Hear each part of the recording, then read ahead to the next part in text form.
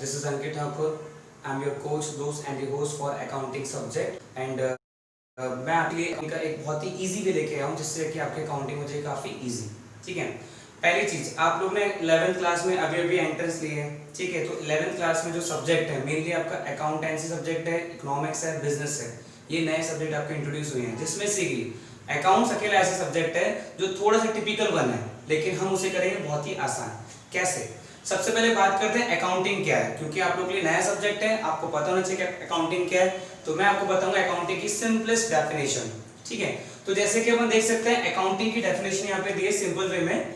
Accounting is the process to record financial transaction. अब इसका meaning समझो. अकाउंटिंग प्रोसेस है जिसमें हम क्या करते हैं, फाइनेंशियल ट्रांजैक्शन को रिकॉर्ड करते हैं. So what do you mean by financial transaction? Financial transaction मतलब ऐसे transaction which can be measured in terms of money. कोई भी बिजनेस की एक्टिविटी जिसे हम मेजर कर सकते हैं पैसे पर आधारित, वो हमारे क्या हो जाएंगे, फाइनेंशियल ट्रांजैक्शन.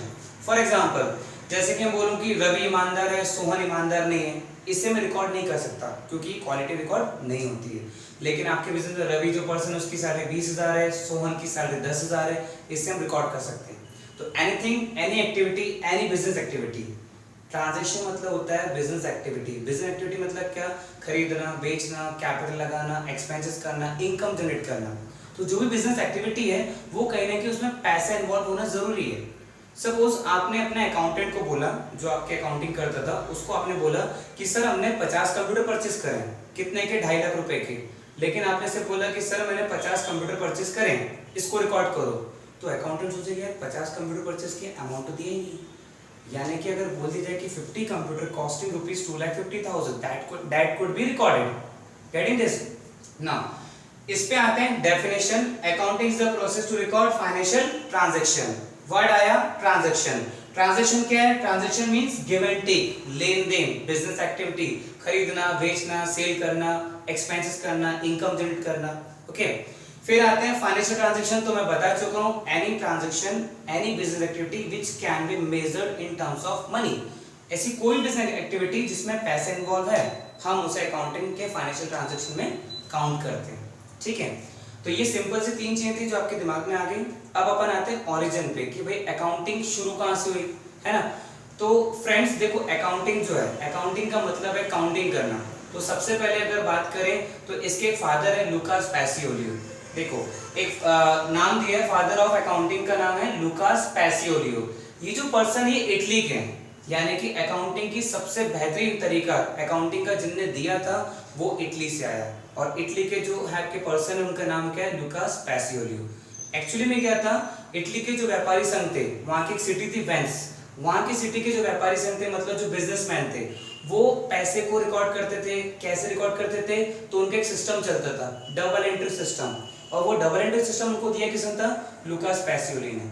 इसलिए इनको बोला जाता है फादर ऑफ अकाउंटिंग, क्योंकि अकाउंटिंग करने का सबसे बेहतरीन तरीका इन्होंने दिया है. ठीक है. तो ये पॉइंट याद रखना, ये बुक में दिया नहीं है, फिर भी मैं आपको बता रहा हूँ.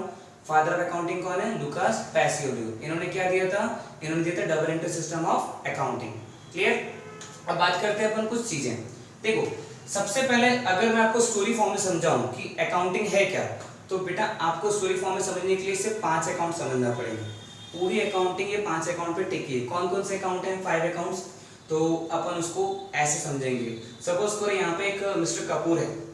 ठीक है. जैसे कि आपको दिख रहा है, मिस्टर कपूर एक पर्सन है जिन्होंने सोचा कि क्यों ना मैं गारमेंट्स का बिजनेस शुरू करूं. अब उनके दिमाग में आइडिया है कि मैं गारमेंट्स का एक शोरूम डालूं. ठीक है. तो उन्होंने सोचा कि इसकी अगर मैं स्टार्टिंग करूंगा तो कितना अमाउंट लगेगा. तो उन्होंने मार्केट में पता किया कि उसमें लगेंगे अराउंड 30 लाख रुपीस. अब 30 लाख रुपीस तो बहुत बड़ा अमाउंट है. क्या करेंगे कपूर? तो कपूर ने सबसे पहले सोचा कि मेरे पास कितना पैसा पड़ा है. बैंक गए और बैंक का स्टेटमेंट निकाला. उसमें निकले कितने? 5 लाख रुपए. मिस्टर कपूर काफी खुश हो गए. चलो भाई 5 लाख रुपए तो है. तो मिस्टर कपूर ने अपने खुद का पैसा जो लगाया इनिशियली बिजनेस में, उसे हम क्या बोलते हैं? कैपिटल. ये पहला वर्ड आया कैपिटल. ठीक है. मैंने बताया 5 अकाउंट. फर्स्ट अकाउंट क्या आ गया? कैपिटल. कैपिटल को बोल सकते हैं it is the honours fund. ये ऑनर का फंड है जो बिजनेसमैन पैसा लगाता है. इनिशियल लेवल पे बिजनेस स्टार्ट होता है तब. ठीक है. अब मिस्टर कपूर को चिंता होने लगी कि भैया 25 लाख रुपए कहां से लाऊंगा. तो मिस्टर कपूर ने क्या सोचा, 25 लाख रुपीस लाने के लिए उन्होंने क्या किया, वो गए बैंक के पास. उनको ऑप्शन देखा कि बैंक से लोन ले सकता हूँ. तो जब वो बैंक से लोन लेने गए तो बैंक ने बोला ठीक है भाई हम आपको लोन दे देंगे। कितना लोन दिया बैंक ने? 25 लाख का बैंक ने लोन दे दिया। तो यानी कि मिस्टर कपूर की जो नीड थी 30 लाख रुपीस की वो फुलफिल हो गई। तो यहाँ पर हमारा जो फर्स्ट सेकंड वर्ड आया, बैंक से जो लोन लिया है, तो क्या बैंक का लोन चुकाना है कि नहीं चुकाना है? चुकाना है सर। कैसे चुकाएंगे सर? विद इंटरेस्ट चुकाएंगे।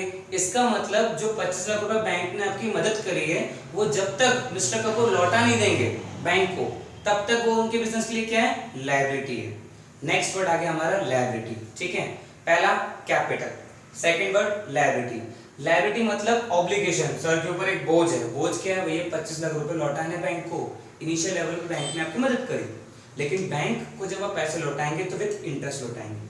ठीक है बेटा, अब सुनो, तो यहाँ पे दो चीजें आ गई, कैपिटल वर्ड आ गया और एक लायबिलिटी वर्ड आ गया। अब देखते हैं कि उनके पास 30 लाख रुपीस आ गया, तो उनके दिमाग में आइडिया कि इस रुपए का मैं करूंगा क्या। सबसे पहले उन्होंने क्या किया? शॉप परचेस करी। क्या परचेस करी? शॉप। क्यों? जमीन पे तो सड़क पे तो बेचेंगे सामान, इसलिए उन्होंने क्या करा? शॉप खरीदी। शॉप कितने की? 10 लाख की। ठीक है, 10 लाख रुपीस की जो शॉप आई है, क्या वो शॉप हर साल खरीदेंगे क्या? नहीं। 10 लाख रुपीस दिए, शॉप ले ली। वो शॉप उनके आने वाले बिजनेस में कई सालों तक यूज होगी, उसे हम बोलेंगे एसेट्स। ये हमारा थर्ड वर्ड आ गया। थर्ड क्या हो गया? एसेट्स। एसेट्स मतलब क्या हो गया? संपत्ति, जो which will gives benefit for more than 2, 3 और more years, जिसे कह सकते हैं। ठीक है, अब मिस्टर कपूर को लगा कि ठीक है भाई हमारे पास शॉप भी आ गई, लेकिन बिजनेस में शॉप के अलावा क्या चाहिए? फर्नीचर चाहिए, शोकेस चाहिए, एसी चाहिए, मोटर व्हीकल चाहिए, मशीनरी चाहिए। ये सारी की सारी चीजें क्या है? एसेट्स। तो यहाँ पर ये एसेट्स के एग्जांपल दे दिए आपको। क्या क्या एग्जांपल हैं? इनके एग्जांपल हो गए शॉप, इनके एग्जांपल हो गए फर्नीचर, और इसके अलावा आपके जो भी इक्विपमेंट्स हैं ये एसेट्स हो गई। ठीक है, चलो यहाँ पे भी समझ आ गया। फिर आई बात किसकी? किस चीज का बिजनेस करेंगे वो? गारमेंट्स का। तो गारमेंट्स का बिजनेस करने के लिए उन्हें चाहिए क्लॉथ। तो उन्हें क्या किया? कोई डीलर पता करे। दिल्ली गए, वो दिल्ली जाके कोई डीलर ने पता किया, उससे उन्हें सामान लेना है। ठीक है, कोई जो आपका शर्ट है वो 500 रुपए का शर्ट परचेस करेंगे, बेचेंगे कितने में? 700 में। ठीक है, तो ये डीलिंग हुई। तो ये जो गारमेंट्स का बिजनेस है जिसपे वो बिजनेस कर रहे हैं कपड़ों का, कपड़ा उनके लिए क्या हो जाएगा? गुड्स हो जाएगा। क्या गुड्स वो एक बार खरीदेंगे क्या? नहीं, गुड्स वो हर बार खरीदेंगे। हर दिन भी खरीद सकते हैं, हर महीने भी परचेस कर सकते हैं, क्योंकि उनका बिजनेस ही वही है, खरीदेंगे बेचेंगे, खरीदेंगे बेचेंगे। तो इससे अपन बोल सकते हैं एक्सपेंसेस। फाइन, एक्सपेंसेस जो हो गए आपके मतलब which are of regular in nature, जो हर बार होते हैं, उन्हें हम क्या बोलेंगे? एक्सपेंसेस बोलेंगे। अब इसके बाद बात करते हैं, एक्सपेंसेस तो बहुत सारे होते हैं भाई। इलेक्ट्रिसिटी का बिल देना है, टेलीफोन का बिल देना है, सैलरी देना है स्टाफ को, एडवर्टीजमेंट कराना है, ट्रांसपोर्टेशन में जाएगा पैसा। All these are expenses which are of recurring in nature, जो हर बार होंगे वो हमारे क्या है? एक्सपेंसेस। हमारे एक और वर्ड आ गया यहाँ पर, क्या? एक्सपेंसेस। पहला वर्ड कैपिटल, ऑनर्स फंड, जो बिजनेसमैन ने खुद का पैसा लगाया, कैपिटल। सेकंड वर्ड आ गया हमारा लायबिलिटी, जो बैंक से लोन लिया, वो लायबिलिटी हो गई आपकी, जो कि आपको चुकाना है, आपके ऊपर लोड आ गया। फिर एक हो गया आपका एसेट्स। एसेट्स मतलब क्या? शॉप, फर्नीचर, इक्विपमेंट्स, मशीनरी, ये सभी क्या है? एसेट्स है। आते नेक्स्ट हमारा एक्सपेंसेस, जो मैंने आपको फोर्थ बताया। एक्सपेंसेस जो मतलब हर महीने आपको करना ही करना है। ठीक है, जैसे कि सैलरी देना है स्टाफ को, टेलीफोन का बिल पे करना है, इलेक्ट्रिसिटी का बिल पे करना है ना, एडवर्टीजमेंट कराना है, ट्रांसपोर्टेशन का चार्जेस लगेगा। तो ये सभी क्या एक्सपेंसेस हैं। अब आ गया अपन का पांचवा आइटम। अब कपूर के पास सारी चीजें आ गई, कैपिटल लगा चुका है, बैंक से लोन ले चुका है, एसेट्स वो ले चुका है, शॉप, फर्नीचर, मशीनरी, इक्विपमेंट वगैरह। एक्सपेंसेस भी उसने कर लिए। कौन कौन से? एक स्टाफ रखा है 4-5 लोगों का जिसको सैलरी देगा वो, टेलीफोन का कनेक्शन लिया है तो वो खर्चा होगा हर महीने का, हर महीने की सैलरी जाएगी, हर महीने के इलेक्ट्रिसिटी का बिल जाएगा, हर महीने एडवर्टीजमेंट होंगे। ठीक है, तो ये एक्सपेंसेस हो गए। इनकम होगी। अब क्या इनकम होगी? सामान जो लेके आया सर उसको वो ज्यादा बेचेगा, तो जो गुड्स वगैरह जो लेके आया वो उसमें प्रॉफिट ऐड करके उसको बेचेगा, वो हो जाएगी इनकम। तो इनकम क्या होगी उसकी? जो पैसा आ रहा है वो इनकम होगी। जैसे बोल सकते हैं sale of goods income, sale of services income, rent received income, interest received income, whatever the amount comes in, वो क्या है? इनकम। फाइन, ये 5 अकाउंट होते हैं, इनको आपको याद रखना है। तो यहाँ पर हमारी अकाउंटिंग का आपको एक छोटा सा मैंने ओवरव्यू दिया कि अकाउंटिंग करने की नीड क्या है। अब अकाउंटिंग किस पर्पस से की जाती है, इस पे आते हैं।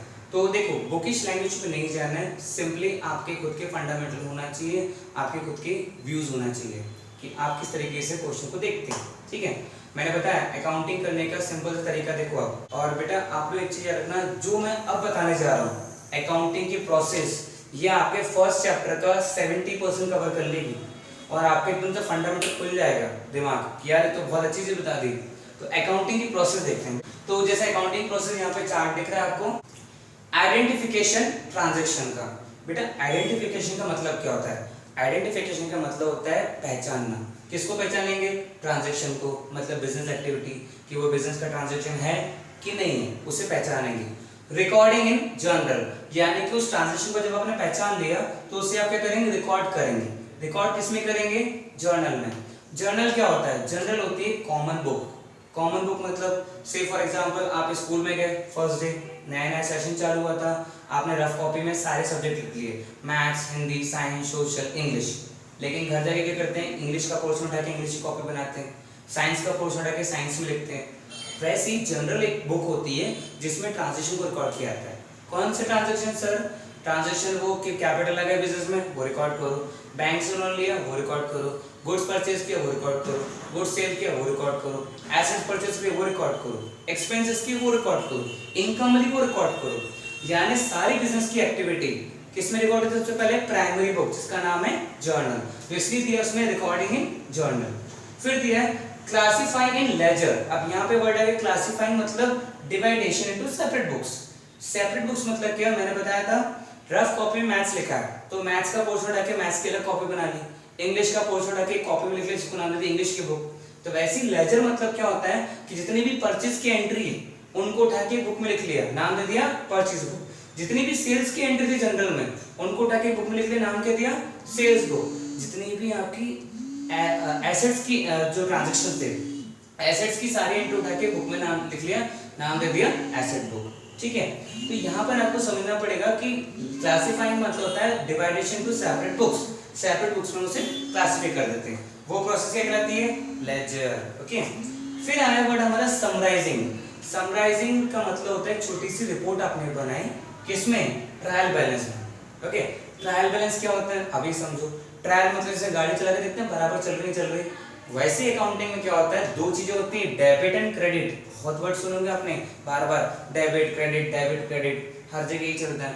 तो डेबिट क्रेडिट मतलब होता है कि जो भी ट्रांजैक्शन होते हैं उसके दो एस्पेक्ट्स होते हैं, उन दोनों एस्पेक्ट्स का जो टोटल आता है वो बराबर आता है। फॉर एग्जांपल कि आपने फर्नीचर खरीदा 10,000 का कैश में, तो आपके पास क्या आया? फर्नीचर आया, डेबिट। क्या गया आपके पास से? कैश। यानी इस ट्रांजैक्शन का परचेज फर्नीचर इन कैश ₹10,000, इसके आपने दो एस्पेक्ट्स निकाले, क्या आया क्या गया? What is debit, what is credit? Debit what comes in, आया परचेज फर्नीचर आया तो फर्नीचर डेबिट हो गया, व्हाट गोज आउट कैश जाए तो कैश क्रेडिट हो गया। ठीक है, अब दोनों का अमाउंट तो सेम आएगा, 10,000 का फर्नीचर है, 10,000 का कैश गया। तो यानी कि आपको मैं एक चीज बता दूं, जो आपने लेजर बनाई थी, लेजर में क्या आता है? हर अकाउंट का क्लोजिंग बैलेंस आता है। जैसे मान के चलो आपको बोला शर्मा जी से परचेज किया 12,000 का, कब? 5 तारीख को। 12 तारीख को शर्मा जी को आपने पेमेंट कर दी, कितने का? परचेज किया था शर्मा जी से आपने 5 तारीख को, मान के चलो फॉर एग्जांपल 10,000 रुपीज का, और आपने उसको 12 तारीख को पेमेंट कर दिया, कितने का? 7,000 का। अब शर्मा जी को कितना पेमेंट करना बाकी है?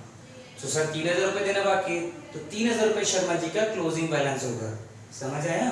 फिर से सुन दूसरा एग्जांपल, कैश, आपके पास कैश आया 10,000, कैश आपने किसी को पेमेंट कर दिया 7,000, कितना बचा?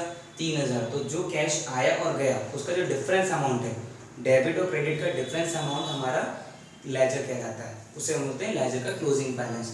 तो जितने भी लेजर हैं आपके, परचेज के, सेल्स के, एक्सपेंसेस के, इनकम के, उन सभी का क्लोजिंग बैलेंस आता है, डेबिट और क्रेडिट का डिफरेंस। उस क्लोजिंग बैलेंस को कहाँ लिखते हैं? Summarising trial balance. Trial balance में उनको लिखा जाता है। ठीक है, चलो अब बात करते हैं रिजल्ट्स। अगला पॉइंट क्या हमारा? रिजल्ट्स। इंटरप्रिटेशन मतलब आपने ट्रायल बैलेंस में सारे अकाउंट का क्लोजिंग बैलेंस लिख लिया। कौन कौन से अकाउंट है? सर कैपिटल था उसका लिख लिया, एक्सपेंसेस लिख लिया, इनकम लिख ली, एसेट्स लिख ली, लायबिलिटी लिख ली, हर अकाउंट का क्लोजिंग बैलेंस आपने लिख लिया। अब क्या होगा? आपको क्या करना है? रिजल्ट निकालना है। रिजल्ट मतलब क्या होता है कि आप बिजनेस शुरू करा आपने 1 अप्रैल 2019 को, खत्म हो गए 31 मार्च 20 को, एक साल बाद। तो एक साल बाद आपको पता होना चाहिए कि साल भर में खर्चे कितने किए, साल भर में इनकम कितनी करी, साल भर में आपकी लायबिलिटी कितनी जनरेट हुई, साल भर में आपने एसेट्स कितनी जनरेट करी, साल भर में कितना खुद का पैसा लगा दिया पर्सनल। ठीक है, तो यानी कि आप ट्रायल बैलेंस में 5 अकाउंट जो होते हैं उनमें से पार्टीशन कर देंगे। जितने भी एक्सपेंसेस और इनकम है वो कहाँ जाएंगे, प्रॉफिट एंड लॉस अकाउंट में। तो रिजल्ट्स में क्या होगा, जब आप रिजल्ट्स निकालेंगे एक अकाउंट बनेगा profit and loss account. Profit and loss account में क्या होगा, सारे खर्चे लिख देंगे अपन डेबिट साइड और सारे इनकम लिख देंगे अपन क्रेडिट साइड। तो जितने भी खर्चे उसका टोटल अगर हमने लगाया, सपोज करो जितने भी एक्सपेंसेस उनका टोटल आया मान के चलो ₹1 लाख, और जितनी भी इनकम थी उनका टोटल लगाया तो कितना है, ₹1,50,000। यानी इनकम 1,50,000 है और एक्सपेंसेस 1 लाख है। 50,000 इज योर प्रॉफिट, 50,000 क्या हो गया आपका प्रॉफिट हो गया। तो ये प्रॉफिट कहां से पता चला, एक्सपेंस और इनकम को कंपेयर करके। उसके लिए कौन सा अकाउंट बनता है, profit and loss account. Okay, next इसके अंदर बैलेंस शीट भी दी है। बैलेंस शीट क्या होती है, सर बैलेंस शीट नाम तो सुना लेकिन पता नहीं होती क्या है, मैं बताता हूँ। बैलेंस शीट का मतलब होता है कि बैलेंस शीट में आपके 3 अकाउंट आते हैं। मैंने बताया टोटल 5 अकाउंट होते हैं। कौन कौन से होते हैं, कैपिटल, लायबिलिटी, एसेट्स, एक्सपेंसेस और इनकम। यानी एक्सपेंसेस इनकम तो पहुंचा दो P&L अकाउंट में, प्रॉफिट एंड लॉस में। बचे कौन से 3 अकाउंट, कैपिटल, लायबिलिटी, एसेट्स। तो जितनी भी एसेट्स हैं और जितनी भी लायबिलिटी और कैपिटल है वो जाते हैं कहाँ पर, बैलेंस शीट में। और हाँ बेटा, बैलेंस शीट ज्यादा इंपॉर्टेंट होती है किसी फर्म के लिए। क्यों, प्रॉफिट एंड लॉस और बैलेंस शीट में अंतर होता है। बैलेंस शीट में आपके कौन से अकाउंट आते हैं, वो अकाउंट आते हैं जो लॉन्ग टर्म चलते हैं। जैसे कि बैंक से लोन लिया है तो आने वाले 4 साल तक बैंक का लोन पटाना है। आपने बिल्डिंग खरीदी है, आपके पास फर्नीचर है, आपके पास एसी है, आपके पास मोटर व्हीकल है, आपके पास इन्वेस्टमेंट है। ये सब लॉन्ग टर्म बेनिफिट देंगे जिससे आपका बिजनेस लंबे समय तक चल सकता है। ठीक है, वो चीज आती है। तो बैलेंस शीट हमें फाइनेंशियल पोजीशन बताती है बिजनेस की, कि बिजनेस की फाइनेंशियल पोजीशन क्या है, मतलब बिजनेस कितना लंबे समय तक सरवाइव कर सकता है ना। जैसे मैं छोटा सा एग्जांपल दूं आपको, अगर आपको देखो सुन लो यार, सुनो। मिस्टर भी दो पर्सन थे। मिस्टर ए जो था उसके पर्स में थे कितने, 10,000 रुपए, है ना। और मिस्टर बी के पर्स में थे केवल 2,000 रुपए। तो अपन को लग रहा है भाई मिस्टर बी ज्यादा अच्छा है ना। तो हम मिस्टर ए और बी के पास गए तो मिस्टर ए से बोला भाई आपका प्रॉफिट लॉस दिखाओ। उसने बोला सर मेरा तो इस बिजनेस का प्रॉफिट आया कितना, 3 लाख रुपए। तो हमने पूछा भाई 3 लाख रुपए कैसे आया, तो उसने बोला सर ऐसा है कि मेरी टोटल इनकम 5 लाख थी और मेरे टोटल एक्सपेंसेस 2 लाख थे, तो मेरा बिजनेस का प्रॉफिट आया 3 लाख रुपए। ठीक है भाई, कोई दिक्कत नहीं है। हम उसके पास गए बी के पास, बी से हमने पूछा भाई तुम्हारा प्रॉफिट कितना है, उसने बोला सर मेरा प्रॉफिट तो सिर्फ 50,000 रुपए। तो हमने पूछा ऐसे कैसे, तो उसने बोला सर मेरी जो टोटल इनकम हुई वो 7 लाख की और टोटल एक्सपेंसेस हो गए 6,50,000 के, तो मेरी प्रॉफिट आया 50,000। तो अब यहाँ पे कंपेयर कर रहे हैं तो लग रहा है भाई ए ज्यादा अच्छा है क्योंकि उसका प्रॉफिट ज्यादा है। लेकिन हमने पूछा बैलेंस शीट देखो भाई ए और बी दोनों से, ए की बैलेंस शीट देखी हमने तो उसमें कुछ टोटल एसेट्स थी, क्या नाम से, शॉप नाम से, मशीन नाम से, है ना, कैश नाम से, बैंक बैलेंस नाम से, ये सब एसेट्स थी। कितने की, 12 लाख की। हमने पूछा लायबिलिटी कितनी है, तो उसमें लायबिलिटी बैंक लोन है, कुछ सप्लायर को पैसा देना है, कुछ हमारे बिल्स जो पेंडिंग है, तो लायबिलिटी हमारी कितने की, 10 लाख की। और कैपिटल कितने लगे, 2 लाख की। यानी एसेट्स 12 लाख की, लायबिलिटी 10 लाख की, जो बाहर वाले को देना है 2 लाख उसकी खुद की कैपिटल है। जब बी की देखे तो बी का तो अपन चौंक के देखकर, भैया बी के पास क्या था, बड़ी सी building, land, investment, stock, bank balance सब मिला के उसका टोटल पैसा था 70 लाख रुपए एसेट्स का। हमने बी से पूछा भैया लायबिलिटी बताओ, लायबिलिटी उसकी थी सिर्फ 30 लाख की। यानी कि बी की पोजीशन तो बहुत स्ट्रांग है, टोटल संपत्ति 70 लाख, लायबिलिटी कितनी 30 लाख, कैपिटल लगा जो है उसका खुद का पैसा है वो। यानी कि बी ज्यादा लंबे समय तक टिक सकता है। तो इसका मतलब हम समझ सकते हैं कि बैलेंस शीट फाइनेंशियल पोजीशन बताती है हाउ लॉन्ग कैन बिजनेस गो, कितना लंबा बिजनेस जा सकता है। और P&L अकाउंट परफॉर्मेंस बताता है कि एक्सपेंस इनकम से इस साल कितना उन्होंने प्रॉफिट जनरेट किया। फाइन। तो बेटा यहाँ पर अकाउंटिंग प्रोसेस में लास्ट पॉइंट है कम्युनिकेशन। कम्युनिकेशन टू यूजर, इसका मतलब क्या है, कम्युनिकेशन टू यूजर का मतलब ये है कि जो भी फाइनेंशियल रिपोर्ट होती है आपके बिजनेस की, जैसे कि आपका प्रॉफिट एंड लॉस अकाउंट, आपकी बैलेंस शीट, इसमें लोग इंटरेस्ट रहते हैं। कौन कौन से लोग इंटरेस्ट रहते हैं, ओनर, बिजनेस उसमें लगाया पैसा लगाया वो इंटरेस्टेड है। बैंक आपको लोन दे रहा है तो बैंक भी इंटरेस्टेड है कि भाई आपकी फाइनेंशियल पोजीशन क्या है ना। आपके इसके अलावा जो आपके सप्लायर हैं वो भी इंटरेस्टेड है कि अगर आपका बिजनेस अच्छा चलता है तो इसका मतलब हम आपको अगर उधार माल बेचेंगे तो आप पैसा आसानी से लौटा देंगे। वो हो गए इन्वेस्टर्स, उनको लग रहा है भाई ये बिजनेस तो बहुत चलता है, तो इन्वेस्टर्स भी पैसा लगाएंगे क्योंकि उनको ही प्रॉफिट कमाना है। ठीक है, तो जो हमारी फाइनेंशियल रिपोर्ट्स होती है वो कम्युनिकेट होती है यूजर्स तक, यूजर के पास जाती है, जो भी इंटरेस्टेड यूजर्स हैं हमारी अकाउंटिंग इन्फॉर्मेशन जानने के लिए। तो फ्रेंड्स, मैंने आपको अकाउंटिंग करने के सिंपल सा एक छोटा सा आइडिया दिया कि अकाउंटिंग होती क्या है, 5 अकाउंट याद रखना। और अब हमारी जो सीरीज चालू है वो चैप्टर वाइज चालू है। बिलीव मी, अकाउंटिंग की कुछ ऐसी छोटी छोटी ट्रिक्स मैं आपको दूंगा कि आपको अकाउंटिंग इतनी आसान लगेगी, बुक के क्वेश्चन तो ऐसे सॉल्व हो जाएंगे आपसे। क्यों? क्योंकि मैं आपको कराऊंगा सिर्फ 5 क्वेश्चन बुक के करेंगे आप, 30 क्वेश्चन खुद से। बस आपको कंसेप्ट समझना है, लॉजिक समझना है। तो बिल्कुल 11th क्लास अभी स्टार्ट हुई है, अकाउंट्स के चैप्टर के जो भी वीडियोस मैं बनाऊंगा उनको बिल्कुल लाइक शेयर सब्सक्राइब करना, उनको देखना। और बिलीव मी, 15 से 20 दिन के अंदर आप रियलाइज करेंगे कि आपके लिए अकाउंट सब्जेक्ट कितना ईजी बना दिया अंकित सर ने। Okay, thank you guys.